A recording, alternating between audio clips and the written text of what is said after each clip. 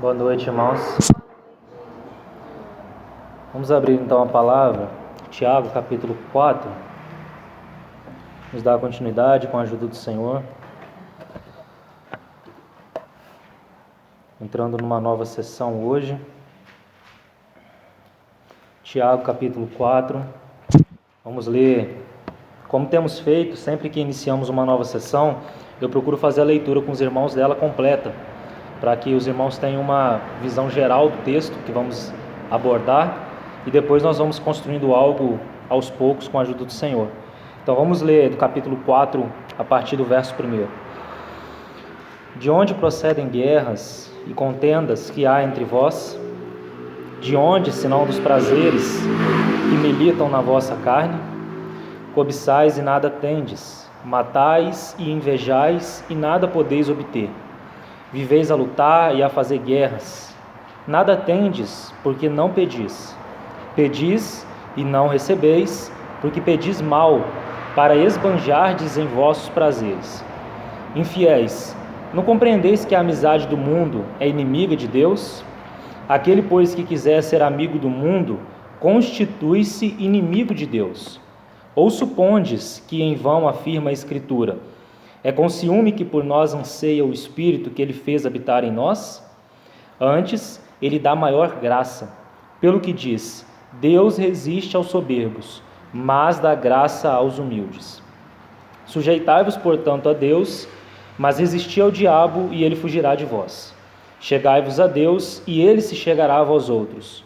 Purificai as mãos, pecadores. E vós que sois de ânimo dobre, limpai o coração. Afligi-vos, lamentai e chorai. Converta-se o vosso riso em pranto e a vossa alegria em tristeza. Humilhai-vos na presença do Senhor, e Ele vos exaltará. Irmãos, não faleis mal uns dos outros. Aquele que fala mal do irmão ou julga a seu irmão, fala mal da lei e julga a lei. Ora, se julgas a lei, não és observador da lei, mas juiz. Um só é legislador e juiz, aquele que pode salvar e fazer perecer. Tu, porém, quem és que julgas o próximo? Atendei agora vós que dizeis: hoje ou amanhã iremos para a cidade tal, e lá passaremos um ano e negociaremos e teremos lucros. Vós não sabeis o que sucederá amanhã. Que é a vossa vida? Sois apenas como neblina que aparece por instante e logo se dissipa. Em vez disso, devias dizer: se o Senhor quiser, não só viveremos, como também faremos isto ou aquilo. Agora, entretanto, vos jactais das vossas arrogantes pretensões. Toda jactância semelhante a essa é maligna. Portanto, aquele que sabe que deve fazer o bem e não o faz, nisso está pecando. Atendei agora, ricos, chorai, lamentando, por causa das vossas desventuras que vos sobrevirão. As vossas riquezas estão corruptas, e as vossas roupagens comidas de traça. O vosso ouro e a vossa prata foram gastos de ferrugens, e a sua ferrugem há de ser por testemunho contra vós mesmos, e há de devorar como fogo as vossas carnes. Tesouros acumulastes nos últimos dias. Eis que o salário dos trabalhadores que ceifaram os vossos campos, e que por vós foi retido com fraude, está clamando. E os clamores dos ceifeiros penetraram até os ouvidos do Senhor dos Exércitos. Tendes vivido regaladamente sobre a terra, tendes vivido nos prazeres, tendes engordado o vosso coração em dia de matança, tendes condenado e matado o justo, sem que ele vos faça resistência. Até aí, então. Pai, nós confiamos a Ti mais esse momento, Senhor, e pedimos Tua habilitação para este tempo em torno da Tua Palavra. Entregamos e confiamos a Ti mesmo Tua Palavra para que o Senhor possa falar a nós. Desejamos, Senhor, ser ajudados como temos sido em cada momento que nos reunimos como igreja. Nosso desejo, Senhor, é sim que algo mais do Teu Filho possa ser formado em nós. Amém. Senhor, que haja em nós, Senhor, um livre acesso para a Tua Palavra. Que não haja nenhuma resistência, Senhor. Nenhuma resistência. No nome de Jesus. Amém. Então, irmãos, com a ajuda do Senhor, nós iremos iniciar a última sessão dentro da divisão que nós fizemos de Tiago. Estamos sim dando um passo aí para fechamento. Essa sessão ela vai do capítulo 4:1 até o capítulo 5, verso 6, aonde então, se os irmãos se lembrarem, nós usamos o capítulo 1, verso 19, para dividir em 3 sessões a epístola. Todo homem seja pronto para ouvir, tardio para falar e tardio para se irar. Então, a primeira sessão do ouvir, nós já vimos os detalhes que cercam aquela sessão. Foi uma sessão que nos ajudou muito, uma sessão fundamental, né? Fundamental a questão do ouvir. Primária, deve vir primeiro, né? Então não perca isso. Depois nós, com a ajuda do Senhor, passamos para a segunda sessão, que também concluímos no momento passado. O irmão José, no domingo à noite, trouxe algo também que complementou aquele fechamento dessa sessão. Então, terminamos também o tardio para falar. E agora nós iremos iniciar, com a ajuda do Senhor, a última sessão, que nós então temos a expressão do capítulo 1, verso 19, que é tardio para se irar. Então, antes de nós entrarmos nela, apenas para que fique fresco nos nossos corações, eu não vou fazer nenhuma recapitulação muito demorada, apenas tocar em um ponto que penso ser importante, é que os irmãos não se esqueçam que essa divisão ela vai do capítulo 1:19 até o 5:6, mas antes do 1:19 nós temos 18 versículos, que se os irmãos puxarem na memória, ou nas anotações, se a memória falhar, eu disse algumas vezes que constitui o fundamento para toda epístola. Então, aquele assunto da aprovação que nós vimos, dos 18 primeiros versículos, não perca isso de vista, porque o que nós vamos ver hoje precisa estar conectado com isso e com as demais sessões que fomos construindo ao longo do tempo. Então, a sessão da aprovação, ela constitui o fundamento, a base para tudo que nós estamos vendo. Porque é na aprovação que nós somos então desafiados a ouvir, que nós somos desafiados a colocar a mão na boca, que nós somos desafiados a não se irar. Então não perca isso, porque a aprovação é o fogo que vai fazer, as impurezas virem à tona, assim como nós vimos em Jó. Então nós não podemos desconectar na nossa mente de que esse assunto do ouvir e da língua são assuntos isolados. Tudo isso está acontecendo num processo de provação que o Senhor está trazendo sobre as nossas vidas, certo? Então aí entra todas as circunstâncias, todos os arranjos, tudo, pessoas, ambientes, tudo que o Senhor usa para, de alguma maneira, nos provar. Porque a aprovação, nós já vimos juntos, a origem dela é o próprio Senhor. O alvo dela é positivo, é a coroa, certo? Então, nós não podemos perder que esse processo ele está acontecendo com uma pressão contínua chamada aprovação. Só que essa pressão contínua, ela é feita pelo Senhor. Ele não erra. Tudo que Ele está fazendo nas nossas vidas tem um alvo definido. Esse alvo é formar o caráter de Cristo em nós. O desejo do Senhor para o seu povo não é apenas livrá-los do inferno, não é apenas livrá-los da condenação, não é apenas justificá-los, não é apenas perdoar os pecados deles. Não apenas. Isso é a porta inicial. O desejo do Senhor é formar o caráter de Cristo no seu povo. E como Ele faz isso? Por meio das provações e por meio da sua palavra. Certo? Então, nesse processo de provação, sejamos prontos para ouvir, tardio para falar e tardio para se irar. Então não perca isso, para que nós possamos então ir construindo algo. Então, não perca também que a divisão que nós construímos não é constituída apenas do versículo 19 do capítulo 1. Não apenas. É do versículo 19 e 20. Porque diz assim: todo homem seja pronto para ouvir, tardio para falar, tardio para se irar. Porque a ira do homem não produz a justiça de Deus. Está entendendo? Então, a sessão que nós vamos entrar agora tem a ver com isso. A justiça do homem não dá lugar, esse é o sentido, não dá lugar para que a justiça de Deus se manifeste. Então, se nós de alguma maneira nos irarmos, se a justiça do homem for estabelecida, não há espaço para a justiça de Deus se manifestar, porque a justiça do homem não dá lugar para a justiça de Deus.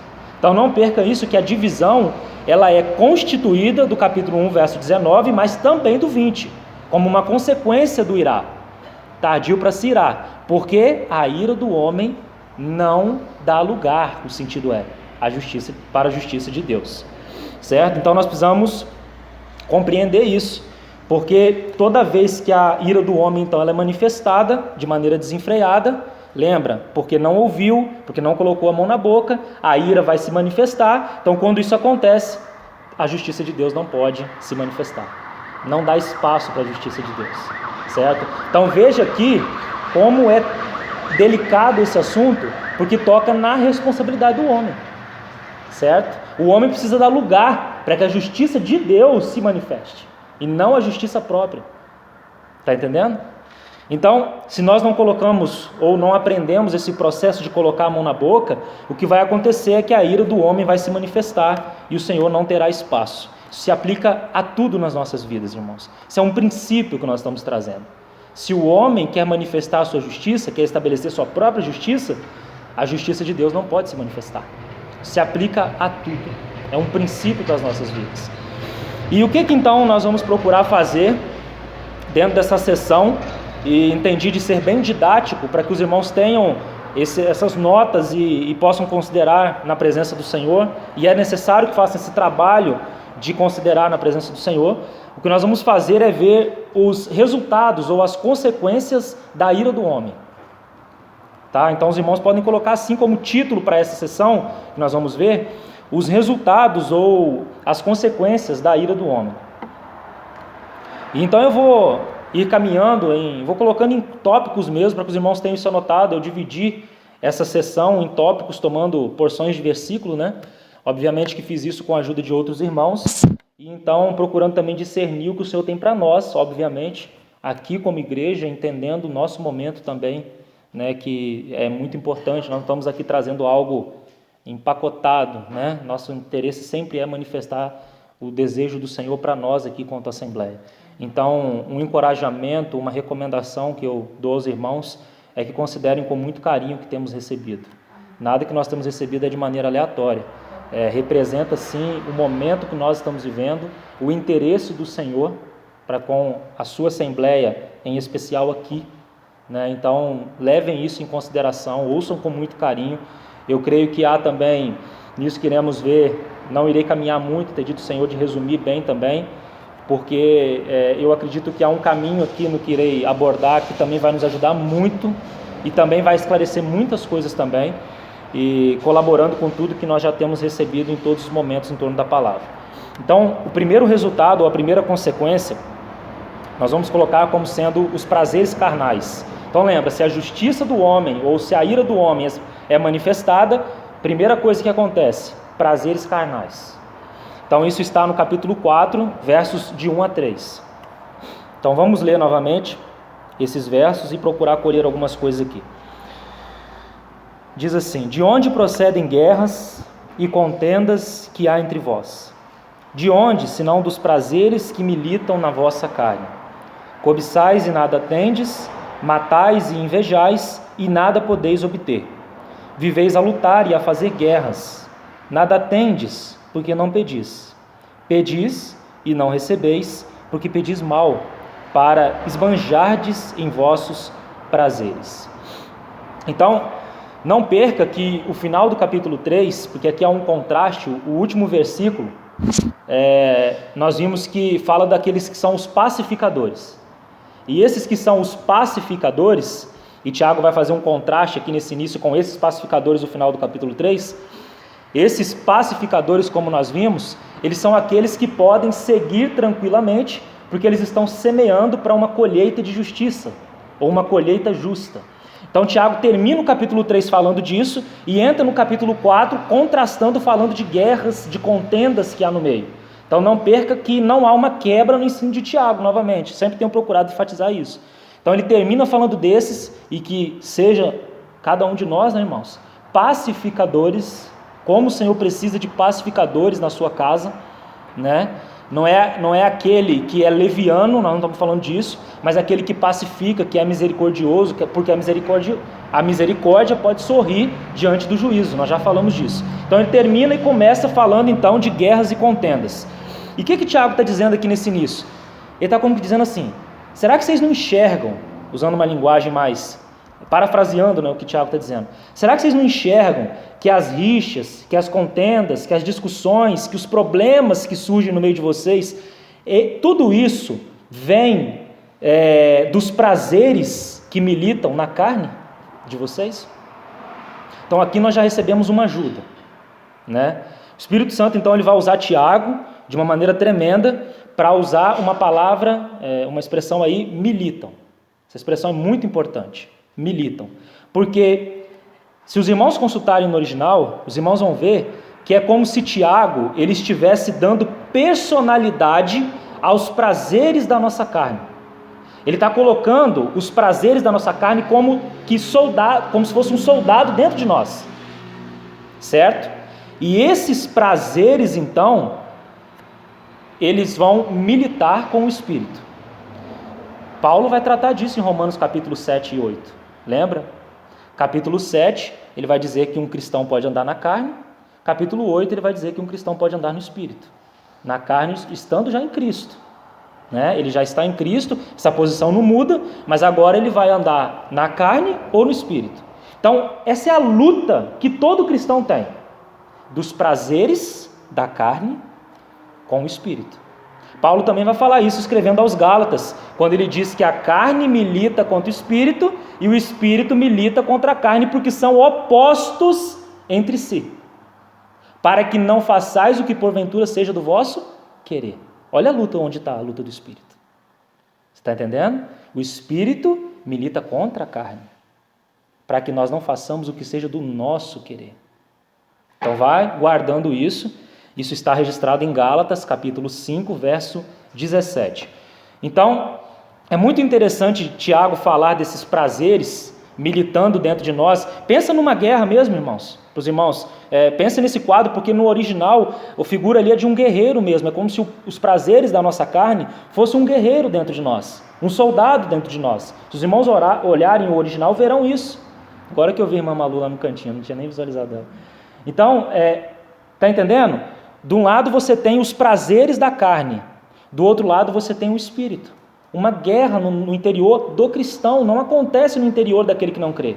É no interior daquele que crê, porque é habitado pelo Espírito Santo. Então o Espírito Santo vai militar, lutar contra a carne, contra os prazeres da carne, né? E é muito interessante, porque Tiago ele vem de um contexto da língua. Se os irmãos não conseguiram pegar, agora vai começar a ficar mais claro. Tiago vem de um contexto da língua, porque é justamente a língua que vai dar voz aos prazeres da carne. Então, quando a língua ela dá voz aos prazeres da carne, é isso que Tiago está falando, trazendo do capítulo 3, né? O que acontece?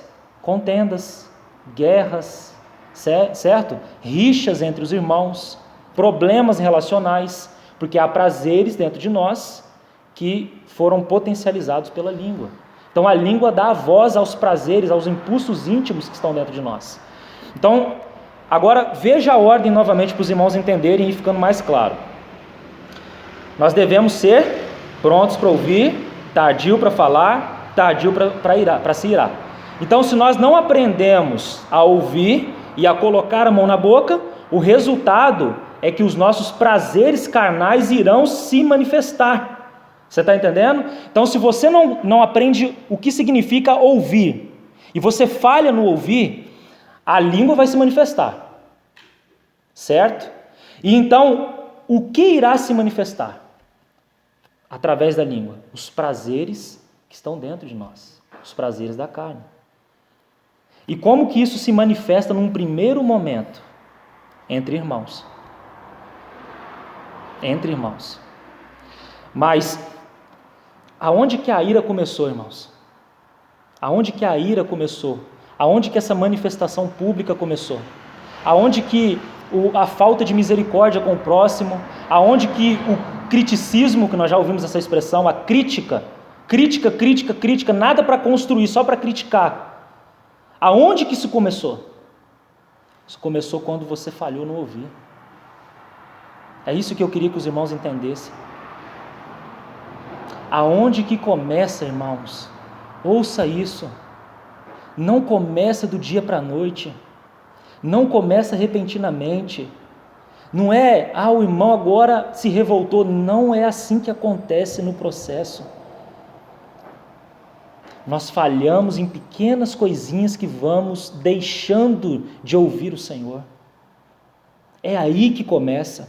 Nós vamos deixando escapar algumas coisas. Negligência em pequenas coisas. Mas essas pequenas negligências, elas vão se agravando. Primeiro refletindo na língua, depois na ira. Você está entendendo? Então o processo começou lá atrás, irmão. O problema está no ouvir. Então quando nós falhamos no ouvir, nós temos dificuldade com a língua. E nós falhamos na língua porque nós não ouvimos, né? Então o ouvir é justamente, como nós já dissemos, enfatizamos, temos repetido, o ouvir é o treinamento para a língua. O ouvir é o treinamento para a língua. E então, se nós não aprendemos esse processo de ouvir, de colocar a mão na boca, a ira do homem irá ter lugar. E a justiça de Deus não pode se manifestar. E a ira do homem é essa ira manifestada pelos prazeres que estão na carne. Entende? Que nós vamos tocar no que são esses prazeres da carne, essas manifestações, nós vamos tocar mais abaixo. Mas eu quero que os irmãos percebam primeiro aonde tudo começou. Entende? A nossa falência, irmãos, começou aqui no ouvir. Ou melhor, começa no ouvir. Entendeu? Eu lembrei uma expressão sua, você falou do prazer, né? O pecado externo, ele vem de encontro com... Pode ficar que eu vou tocar nisso. Vou tocar nisso, é só para que nós possamos construir. Mas, amém, irmã. Obrigado por lembrar, nós vamos tocar nisso sim. E é também que você passou tem batido na tecla, né? Que toda desobediência, toda incredulidade gera desobediência. Gera desobediência. Não creia, desobedece. Isso aí. Então, são pequenas coisinhas que vão gradativamente se acumulando para os irmãos entenderem. Certo? E a ira vem como esse estopim. Como foi em Jó, essa manifestação bruta, sabe? Desenfreada. Uma manifestação aonde o eu tomou lugar. Aonde o eu vai se manifestar de todas as formas de uma maneira assim, grosseira e até impressionante, que a gente fala, como que pode ser isso? Mas não é o como que pode, é porque falhou lá no ouvir. Você está entendendo o que eu estou querendo dizer? É lá. A ira aqui é o estopim, é o final do processo. Começou lá na negligência do ouvir. Por isso que a gente fala tanto de ouvir, parece um assunto até mesmo chato, entre aspas, mas é porque o Espírito Santo dá ênfase nisso, porque a base é o ouvir. Eu lembrei uma exortação que o Senhor trouxe para nós no ano passado, que exatamente nessa questão de quando a gente está nessa ira, nesse momento todo, o ouvir ele é quase impossível pelo fato de que até o irmão, o vaso, alguém que você admirou a vida inteira e sempre ouviu, até o próprio Senhor, se transforma numa imaturidade, porque quando a gente está nesse ponto, a gente já está em nós, mesmo em nós somos completamente imaturos. E a exortação, a palavra, que é uma coisa tão edificante para nós, ela se torna como uma acusação.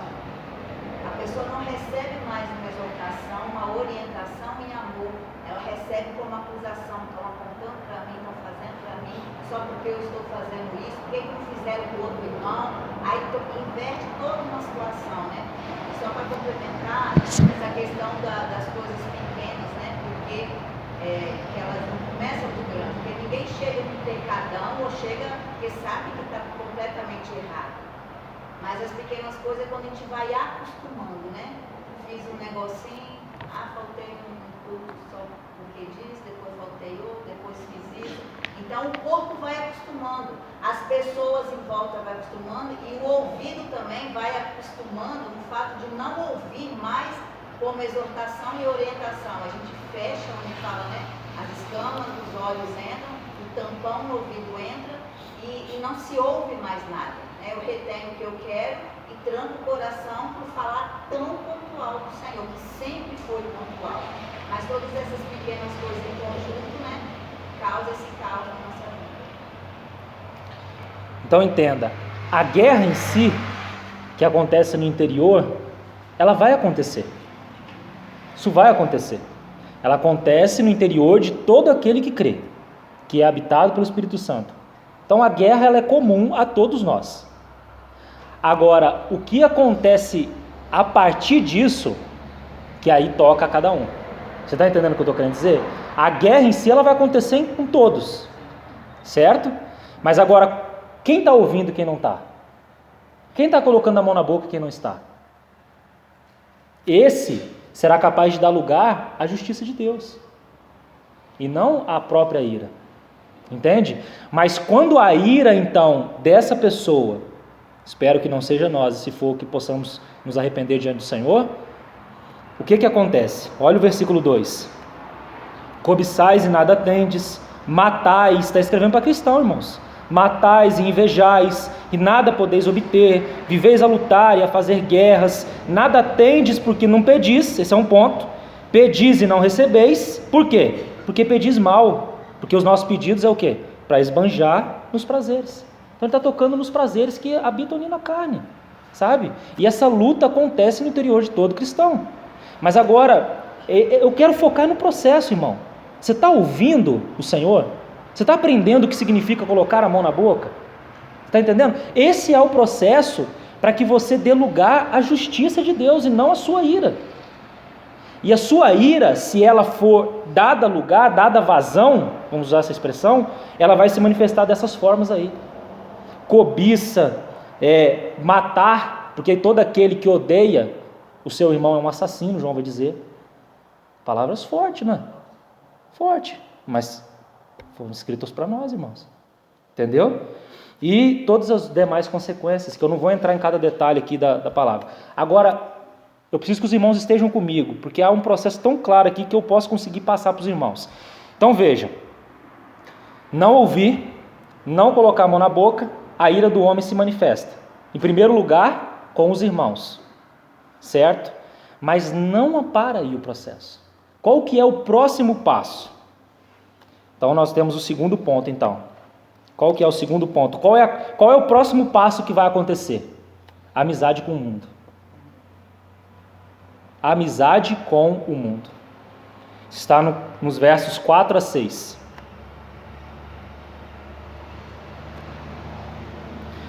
Então, veja que processo claro, irmãos. Nós não ouvimos, nós falamos o que não devemos falar. O que vai acontecer? Nós vamos nos irar com o próximo, nós vamos julgar o próximo, nós vamos achar superiores ao próximo, nós vamos criticar o próximo. Nada presta mais, eu não quero estar com ninguém mais, eu sou muito melhor do que os outros. Então veja, esse processo vai acontecendo e começou aonde? No ouvir. Vou sempre tocar nisso, começou lá, não começou aqui, começou lá, mas isso vai ficando pior o processo. Então não ouve, não responde ao Senhor e tal. Aonde que isso vai levar? Qual o próximo passo? Então esse ambiente aqui já não presta para mim, o mundo me aceita muito melhor. O mundo, eu recebo acolhimento no mundo que eu não recebo entre os meus irmãos. Não me julga, me aceita, me abraça.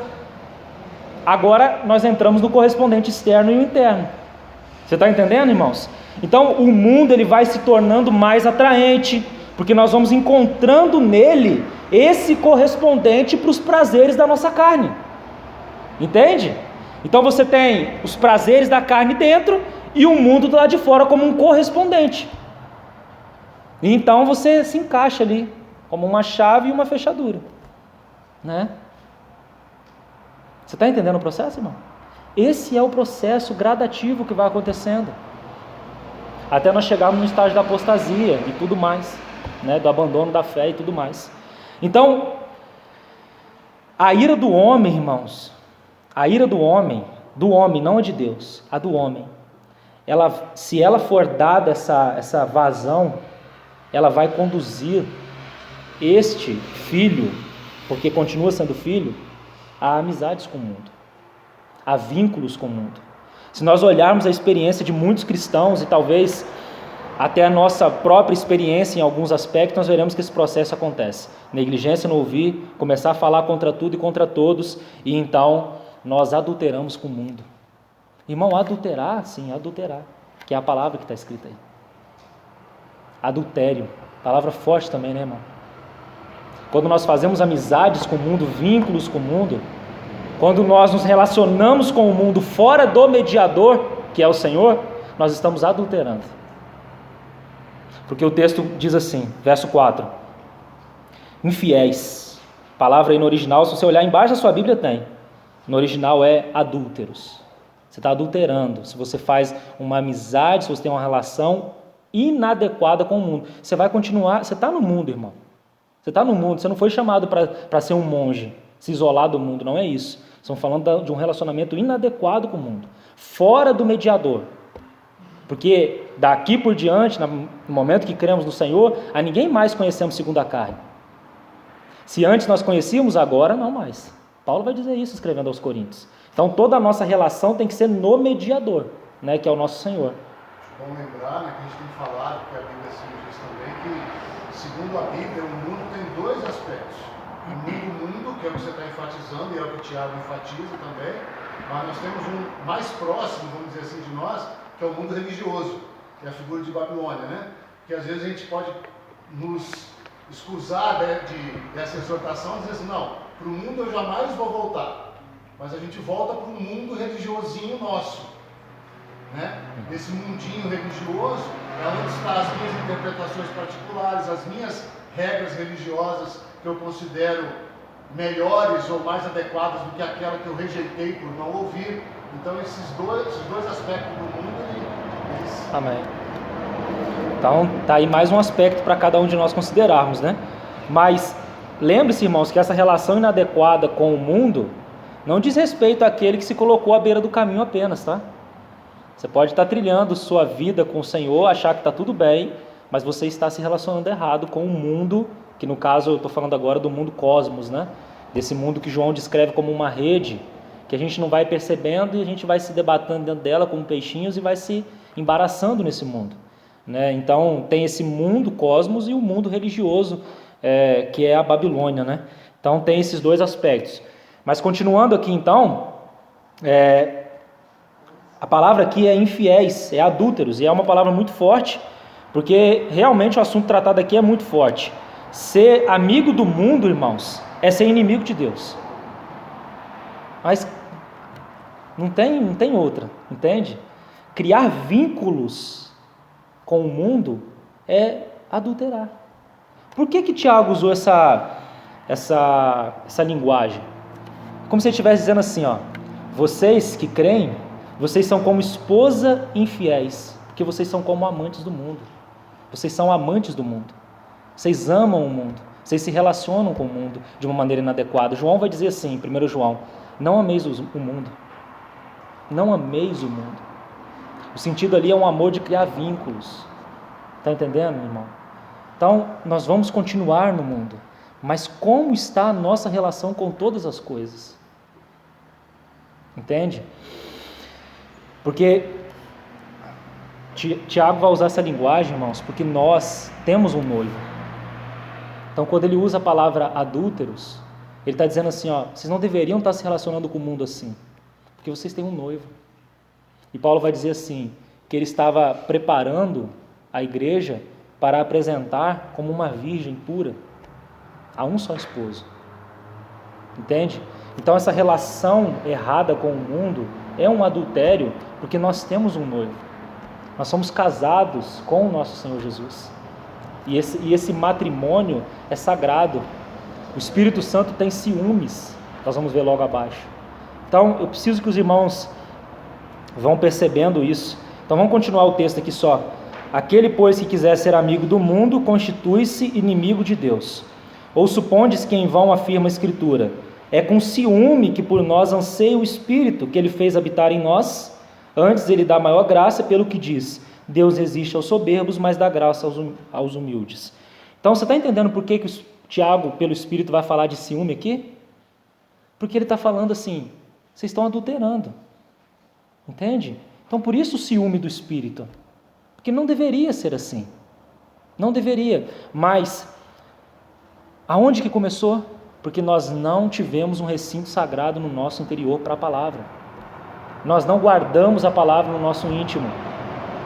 Nós não acolhemos tudo que o Senhor tem falado.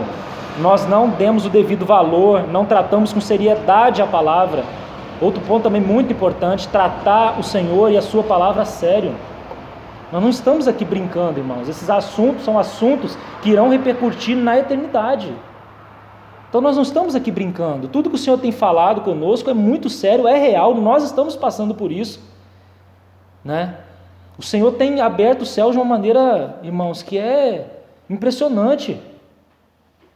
Será que com os olhos da fé você não consegue ver os dias que nós estamos vivendo?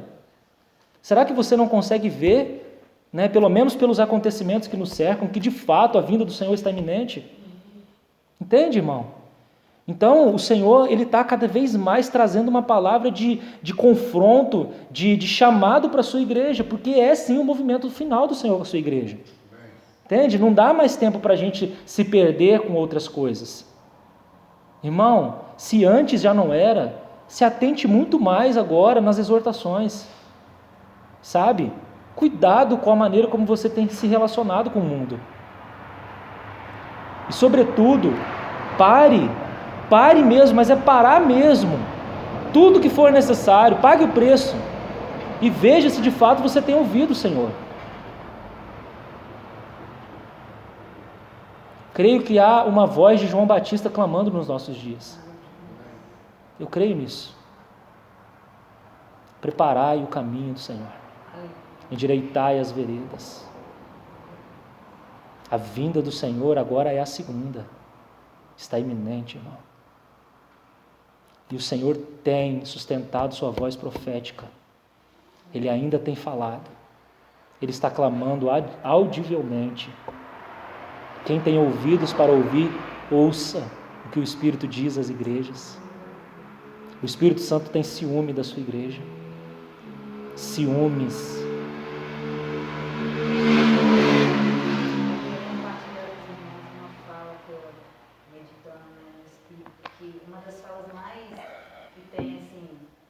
Enganado, né, o nosso povo, é que a gente merece ser feliz, né? Nossa, eu tenho que ser feliz. Eu não sou feliz no casamento, eu não sou feliz no trabalho, eu não sou feliz na igreja, eu não sou feliz.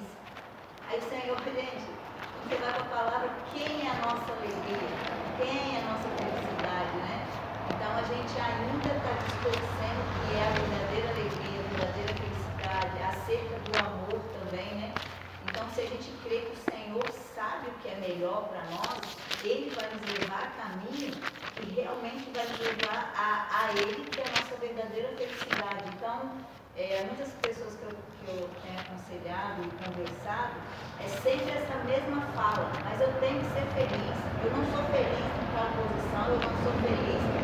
Exatamente, não é feliz porque ele não correspondeu à totalidade de Cristo na vida. Não compreendeu que a nossa felicidade não é movida os nossos prazeres, não é? Isso é uma junção de quando a gente entende o que realmente é felicidade. O obedecer a Cristo é a felicidade. A contemplação de Cristo é a nossa felicidade. É onde eu consigo exatamente não olhar para o outro e depender do outro para ser feliz. Hoje eu vi um testemunho muito rápido, de 75 anos, que a neta pergunta o que ele faz quando está triste. Ele falou: eu não sou triste. Como eu posso ser triste? Se Deus fez tudo por mim, já me garantiu a vida eterna, já falou que eu sou o amor da vida dele, eu fico triste se eu quiser algo que ele não quer para mim. Olha que reflexão minha.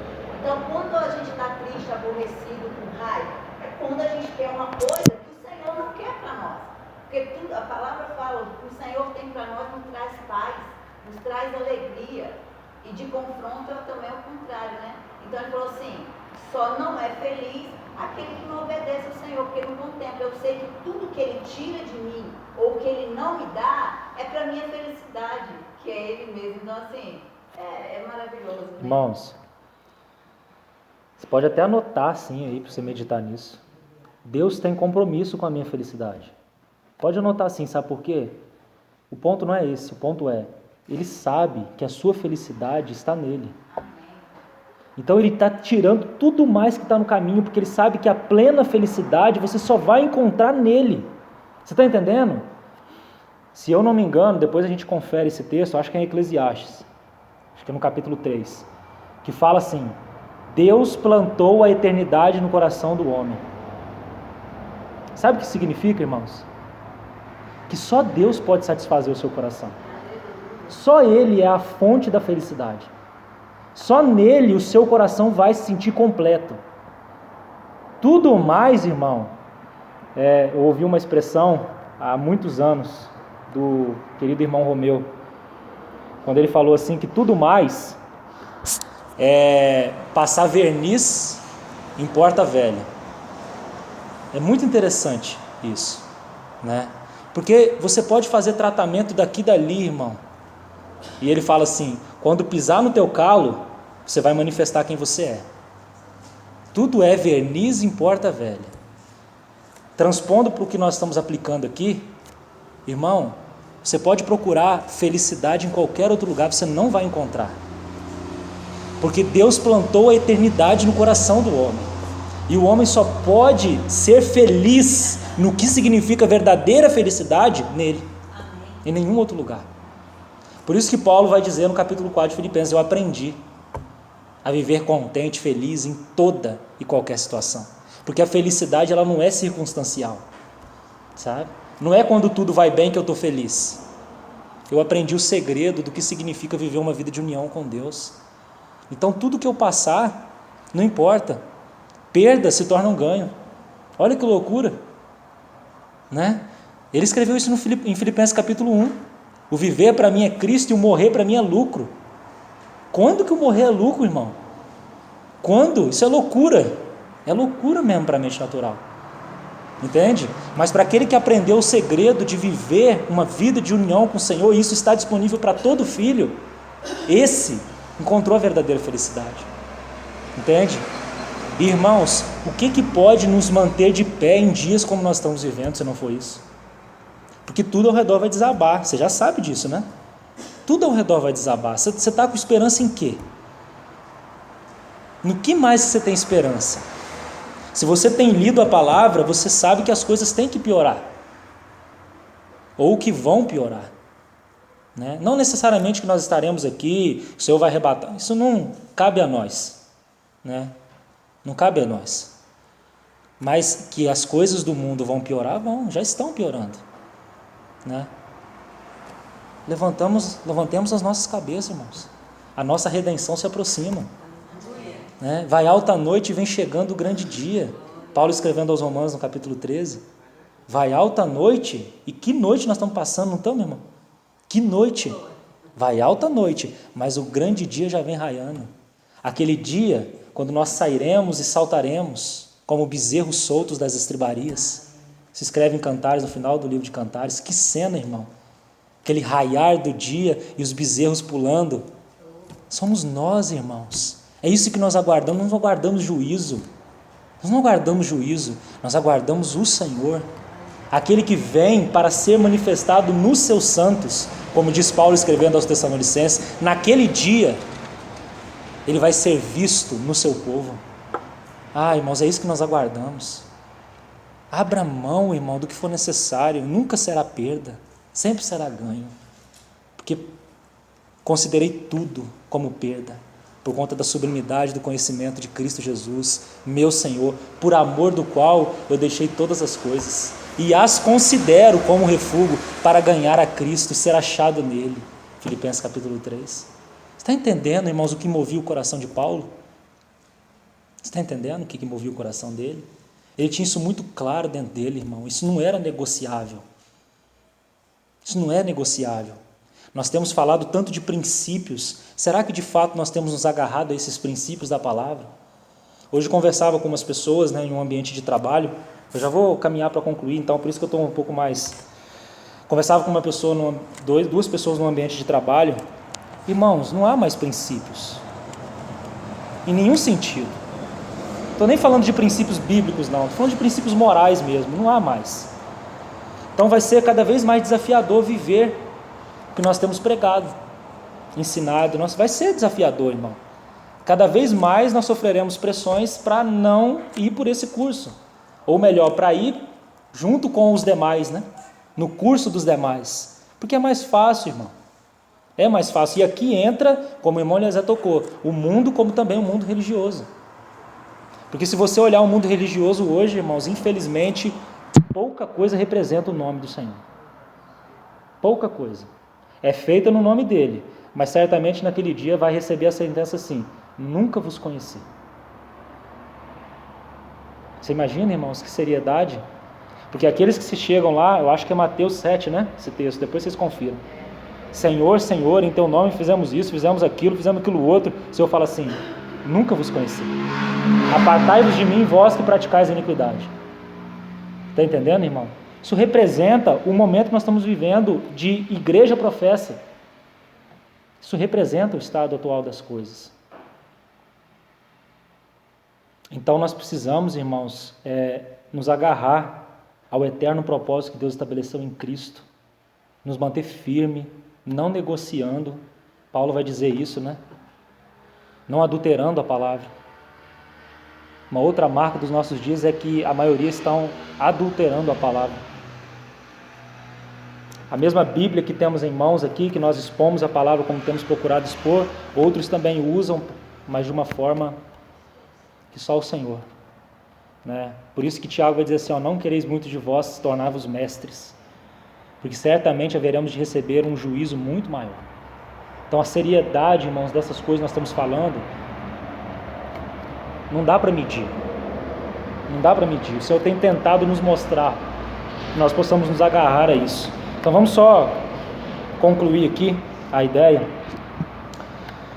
Então, veja o verso 5, quando ele usa assim: supondes que em vão afirma a Escritura. Então é como se o Tiago estivesse dizendo assim: vocês acham que a Escritura está dizendo isso por uma mera formalidade, por um joguinho de palavras aqui? É esse o sentido mesmo, irmão, para vocês entenderem. Não, a palavra ela afirma mesmo que o Espírito tem ciúmes de nós. E o sentido aqui, se você estudar essa palavra com cuidado, é que o Espírito Santo ele tem anseio por sua igreja. O Espírito Santo, ele dedica-se com amor para conduzir a igreja a Cristo. Você está entendendo a relação aqui? O Espírito Santo conduzindo a igreja a Cristo e os prazeres da nossa carne procurando correspondência no mundo. Então essa é a ideia que Tiago está trabalhando aqui. E mais um sentido legal ainda dentro desse ciúmes do Espírito, é que o Espírito Santo, um dos sentidos também é que ele tem saudades de nós. Mas como assim saudades? Eu fiquei me perguntando, né, irmãos? E penso que essa saudade, ela se refere à pessoa do Filho. E nós vemos isso naquele hino de Watmani, Desde Betânia, quando ele diz assim: desde Betânia, quando nos deixastes, saudade imensa inundou o meu ser. Ele se expressando ao Senhor: eu não tenho mais tocado a minha harpa. Como que eu posso tocar a minha harpa se a ti eu não posso ver? Né? E aí ele continua aquele hino, fala: na solidão da noite tão tranquila, fico silêncio e calma a meditar, né, e tal. E no final ele termina: Senhor, não demores a retornar. Então o Espírito Santo, ele manifesta essa saudade que o Filho tem da noiva. Olha que lindo, irmãos. Esse ciúme é contido dessa saudade do Filho que é transmitida pelo Espírito, porque o Espírito sempre vai chamar a atenção para o Filho e vai transmitir as riquezas, a obra, tudo do Filho. E uma dessas coisas que ele transmite é a saudade que o Filho tem da noiva, o anseio que o Filho tem de se encontrar com a noiva. Mas aonde está a noiva? Aonde está a noiva? Se ataviando? Ou vamos usar uma palavra mais geral: aonde está a igreja? Aonde está? Segundo o contexto de Tiago, em amizade com o mundo, adulterando. Quando aquele que está no trono está transmitindo saudades através do Espírito. Não é forte, irmão? Você conseguiu entender isso? A igreja se esbanjando nos prazeres por meio do mundo e o filho dizendo lá do trono que tem saudades da igreja. Ah, irmão, que o Senhor possa mover as nossas entranhas. Que o Senhor possa. Que nós possamos sentir isso. Porque o sentimento que eu tenho, e aqui os irmãos podem não concordar comigo, é que aquele que está no trono está ansioso por levantar-se e voltar. Mas quando ele olha, ele vê uma noiva que ainda não está pronta. Porque quando nós olhamos Apocalipse, acho que é o capítulo 19, quando fala das bodas do Cordeiro, ele fala que aquele momento aconteceu por quê? Porque a noiva estava pronta. Bem-aventurados aqueles que são chegados a bodas do Cordeiro, cuja esposa a si mesma já se ataviou, porque foi dado vestir-se de linho finíssimo. Está entendendo? Então aquele que está no trono tem saudade da noiva, porque ele ainda não retornou, porque a noiva ainda não está pronta. Por isso a urgência do Senhor em ministrar a nós maturidade espiritual. Porque como ele vai casar-se com uma criança? Ele tem que casar com uma mulher amadurecida, pronta, preparada, já com seu vestido de noiva, para que quando ele retornar e aquelas bodas acontecerem, tudo então esteja de acordo com o seu pensamento eterno. Então, para finalizar esse verso 6, que parece um pouco desconexo, mas os irmãos vão ver que é um fechamento lindo para esse segundo ponto aqui, e aqui nós encerramos. Diz assim, vamos ler o 5 e o 6. Ou supondes que em vão afirma a Escritura, é com ciúmes que por nós anseia o Espírito que ele fez habitar em nós? Antes, ele dá maior graça, pelo que diz, Deus resiste aos soberbos, mas dá graça aos humildes. Você pode perguntar assim, o que esse verso tem a ver? Porque num primeiro momento, esse foi o sentimento que eu tive. Porque já que eu tenho enfatizado, com a ajuda do Senhor, de que não há nenhuma quebra no ensino de Tiago, o que esse versículo tem a ver dentro dessa linha que nós estamos falando aqui? Então, para mim, irmãos, quando pude receber algo assim para compartilhar com os irmãos, foi de muita ajuda para mim. Esse verso, irmãos, ele nos mostra qual que é o caminho do retorno. Então, nós estamos falando de uma linha daqueles que não ouviram, daqueles que não colocaram a mão na boca, daqueles que se iraram, né? Essa ira vai se manifestar com os irmãos, essa ira vai se manifestar depois em amizades com o mundo, como consequência, porque nós estamos descontentes com os irmãos, nós não queremos mais estar perto de ninguém, isso se aplica às demais pessoas também. Estou colocando aqui como um exemplo primário entre irmãos, mas isso se aplica a todas as relações da nossa vida. Então, aonde nós vamos procurar? No mundo. Então, isso é uma consequência, uma coisa vai levando a outra, né? Então, se nós temos dito isso, qual é o caminho para esse que está nesse caminho aí, de, vamos colocar assim, de decadência, só para os irmãos entenderem, qual o caminho de retorno? Me parece que o caminho de retorno é expresso por essa palavra aí, humildade. Humildade. E eu vou explicar o que entendo ser essa humildade dentro desse contexto aqui. Eu quero definir essa humildade como sendo, então, alguém que se coloca em uma posição de ouvir novamente. Alguém que se coloca em uma posição de ouvir novamente. Porque aqui, Tiago vai dizer assim, que a soberba, ela traz resistência da parte do Senhor. Não é isso que o texto está dizendo? Então, ao soberbo Deus resiste. É como se o Senhor mantivesse a sua face firme, resistindo ao soberbo. Mas aquele que é humilde, ou seja, aquele que se coloca numa posição, porque o processo falhou, foi lá no início. Então aonde que precisa retornar? No início, no ouvir. Você está entendendo? Porque o outro princípio que nós sempre enfatizamos aqui é que Deus não pega atalhos. Aonde nós extraviamos, Ele retorna conosco. E se esse processo, a decadência dele começa no ouvir, nós precisamos retornar lá. E para isso, humildade. É necessário ter humildade para voltar a ouvir novamente. Porque aos soberbos Deus resiste. E o sentido aqui é que dessa resistência é que o Senhor preste atenção nisso, porque vai nos ajudar em mensagens que ouvimos recentemente através da vida do irmão Eliezer. O sentido aqui é que de Deus resistir ao soberbo, o sentido é que Deus se opõe a nós, como em uma posição de batalha. Sabe aqueles guerreiros prontos para batalhar? É assim que o Senhor se opõe a nós, quando nos mantemos em nossa posição de soberba. O Senhor resiste ao soberbo. Você percebeu como o Senhor resistiu a Jó? Você lembra desse processo?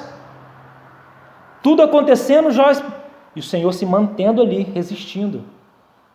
Até o momento que houve humildade de colocar a mão na boca, o Senhor pôde aparecer com o redemoinho e transformar a vida de Jó. Então, o caminho de retorno, irmão, irmã, se você tem trilhado esse caminho, o caminho de retorno é voltar a ouvir.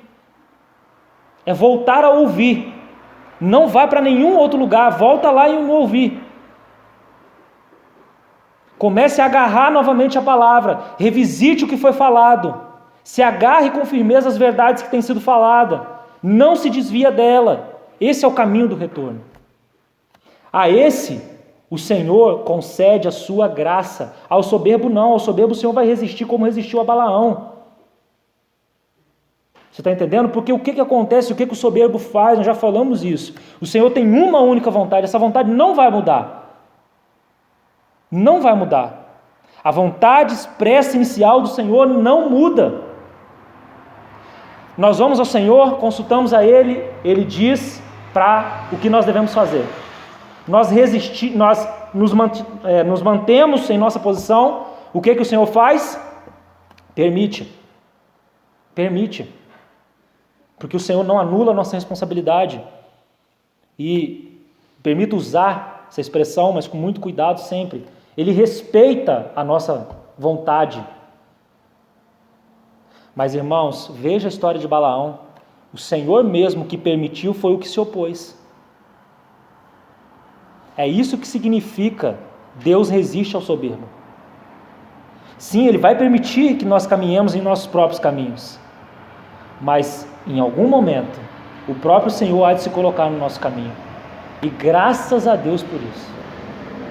Entende? Na figura de Balaão, a mula jogou ele contra a parede. Né? E o que aconteceu com os pés dele? Foi esmagado ali, né? Pés fala do que, irmão? Caminho. Os caminhos de Balaão estavam errados. Mas ele se manteve, vou usar como expressão aqui, na sua soberba. Entende? Tem a ver também desse... Ló, também tem aplicação de Ló aqui. Também tem. Né? Porque Ló foi armando suas tendas até chegar em Sodoma, que é a figura do mundo, que tem relação aqui também com o Tiago 4. Né? Então, minha irmã, meu irmão, vou usar a figura da irmã Malu. Se você quiser ir plantando suas tendinhas aí, armando suas tendinhas até o mundo, o Senhor vai permitir. Mas o que acontece lá também? Ele teve que tirar Ló à força. Porque o juízo vem. Entende? Mas em tudo você vê que o Senhor não perde os seus. Você entende como que o Senhor vai trabalhando? Né? Claro que nós não estamos desconsiderando os descaminhos, as colheitas, as disciplinas da nossa vida. Mas, irmãos, eu penso que quando Paulo expressou em Romanos 8, que ele diz assim, que todas as coisas cooperam para o bem daqueles que amam a Deus, daqueles que são chamados segundo o seu propósito, nós sabemos que o bem é o propósito. Quando ele fala todas as coisas, ele diz todas as coisas. Então, mesmo nos nossos descaminhos, o Senhor não perdeu o controle. Entende? Irmão, então não estou dizendo isso, não estou anulando as consequências. Na verdade, eu estou enfatizando que você não deve ir por esse caminho. Mas estou dizendo que o Senhor há de se opor a nós. Entende? Porque Ele não perde nenhum dos seus, Ele vai trabalhar, Ele vai ir de encontro. Agora, triste é o Senhor precisar se opor a nós. né? Não precisa ser assim, né? Então, eu gostaria de terminar aqui, nesse ponto. Qual é o caminho de retorno para aquele que está trilhando esse caminho? Que não ouve, que se expressa com a língua, que se ira, que com seu irmão, com as pessoas ao redor, que faz amizades com o mundo. Volta a ouvir rápido. Porque o sentido ali de Tiago 1,19, pronto para ouvir, é seja rápido para ouvir. Seja rápido, o Senhor está chamando você. Hoje, se ouvides a minha voz, não endureçais o vosso coração. Entende? Então há uma urgência para que você e eu voltemos a ouvir rápido. Logo, de imediato. Esse é o caminho do retorno. A esses humildes, Deus concede a sua graça. Sabe o que significa ali, no contexto, graça? Graça tem o sentido de alegria e prazer restaurados. Lembra de Davi, quando ele adulterou com Betseba? Você lembra, irmão? O que aconteceu com ele? Enquanto eu escondi meu pecado, o que aconteceu? Meus ossos se apodreciam dentro de mim. Ele estava contando graficamente ali o que ele sentiu quando ele adulterou com Betseba. Você lembra disso? Depois ainda, vamos detalhando, irmão. O Senhor vai trazendo, eu acredito que vai nos ajudando. Eu já vou concluir. Ele adulterou com Betseba, certo? Cobiçou, adulterou. Lembra da relação da cobiça? Daquilo que sinaliza ali, a gente como um peixinho saindo de dentro do esconderijo e mordendo a isca ali. Ele cobiçou, adulterou com Betseba. E Deus ainda ia utilizar Urias. Urias significa luz de Deus. Se você olhar o sentido, o significado da palavra Urias, do nome Urias, é luz de Deus. O que Davi faz? Coloca Urias na linha de frente. Davi matou ou apagou a luz de Deus. É assim que nós fazemos quando nós estamos nos nossos próprios caminhos. Nós matamos a luz de Deus. Nós apagamos a luz de Deus. Porque nós não queremos a luz de Deus. Nós não queremos que ninguém lance luz sobre nós. Porque nós queremos continuar nas trevas. Mas o que acontece depois? Um profeta é enviado a ele. E qual a reação de Davi naquele momento? Pequei, Senhor. Pequei. E ele vai descrever essa experiência quando ele diz desses ossos se apodreceram dentro dele, né? E depois, ainda nesse salmo aí, você sabe, o Salmo 32 ali, já com a alegria restaurada depois, ele vai falar, fazendo um pedido, né? Depois de haver pecado, restitui-me a alegria da salvação. Restitui-me a alegria da salvação, né? E o Senhor restituiu. Quando nós entramos por esse caminho de decadência, irmãos, nós perdemos a alegria e o prazer da salvação. Mas aquele que é humilde, o Senhor concede a sua graça, Ele restaura a alegria e o prazer. E o caminho para isso é voltar a ouvir. Então eu termino dizendo, quem tem ouvidos para ouvir, ouça o que o Espírito diz às igrejas. Vamos orar. Pai, nós confiamos a Ti as nossas vidas, Senhor. Agradecemos ao Senhor por Tua palavra,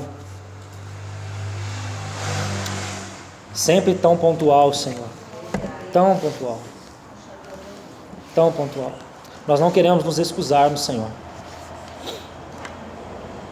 Nós queremos voluntariamente diante de Ti nos apresentarmos, para que o Senhor opere em nós com Tua adaga afiada, Tua palavra, que ao mesmo tempo que traz morte, também traz ressurreição. Amém. Senhor, que aqueles, Senhor, e até mesmo eu que falo, Senhor, Tu conheces minha vida, se tenho entrado por esse caminho de decadência, Senhor, esse caminho de não ouvir ao Senhor, de uma mente cauterizada, endurecida, de um coração trancado para a Tua palavra, se tenho entrado, Senhor, se temos entrado para amizades com o mundo, para um envolvimento com o mundo, Senhor, que tem sido visto pelo Senhor como um adultério. Ó Senhor, restitui a alegria da nossa salvação, Senhor. Nos ensine o que significa ouvir ao Senhor novamente. Senhor, falo agora também quanto a nós como Assembleia. Senhor, nós queremos continuar ouvindo a Ti. Se em algum momento, Senhor, isso não acontecer no nosso meio, Senhor, não permita que nós continuemos adiante. Senhor, nos faça parar aos Teus pés, Senhor. Nos faça considerar os nossos caminhos, Senhor. Porque se os nossos caminhos estiverem se opondo a Ti, Senhor, nós não queremos ser como Balaão. Nós não queremos, Senhor. Mas mesmo assim nós agradecemos quando o Senhor se opõe a nós e não nos entrega aos nossos próprios caminhos. Porque isso seria, Senhor, a maior infelicidade. Como temos tanto falado de felicidade nessa noite, Senhor, seria infelicidade, Senhor, andar por nossos próprios caminhos. Senhor, nós clamamos a Ti, visita cada vida que aqui se encontra. Não nos permita seguir adiante sem considerar o que temos recebido. Em nome de Jesus, Senhor. Amém. Então, até o domingo pela manhã, se o Senhor permitir.